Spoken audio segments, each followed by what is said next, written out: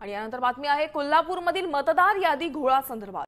कोल्हापूर महापालिका निवडणुकीसाठीच्या प्रारूप मतदार यादीतील घोळ संपत नाहीये। काही ठिकाणी दुबार तिबार मतदारांची नोंद झालेली आहे, तर अनेक प्रभागांमध्ये एकाच कुटुंबातील सदस्यांची नावे वेगवेगळ्या मतदार याद्यांमध्ये आहेत। तब्बल 19,000 मतदारांचा पत्ता सापडत नाहीये आणि याचा परिणाम निवडणुकांवर होऊ शकतो असा आक्षेप घेत सत्ताधारी आणि विरोधकांनी मतदार याद्यांमध्ये दुरुस्तीची मागणी केली आहे।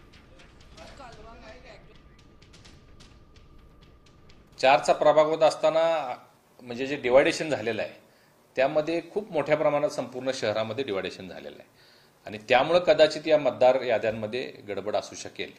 परंतु हे सगळं दुरुस्त झालंच पाहिजे, रेक्टिफाय झालं पाहिजे। म्हणजे मी असं म्हणणार नाही जे आहे त्या मतदार याद्यांवर आपण पुढे जाऊया।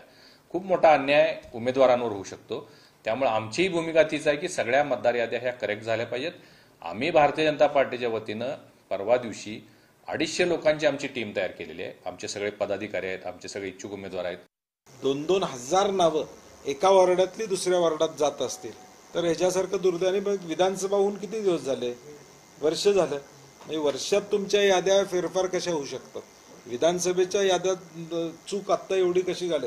एका घरातली 2 नावं एका घरातली 1 नाव वेगळ्या बाजूला दुसऱ्या वॉर्डात जातं, हे कसं शक्य आहे? त्यामुळे निवडणूक आयोगानं भलेही थोडा वेळ लागला तरी चालेल, अनायशी सुप्रीम कोर्टात आता केस चालू आहे, त्यामुळे थोडा वेळ लागला तरी मुदतवाढ द्यावी अशी आमची अपेक्षा आणि या याद्या व्यवस्थित करून त्यांनी द्याव्यात अशी आमची अपेक्षा।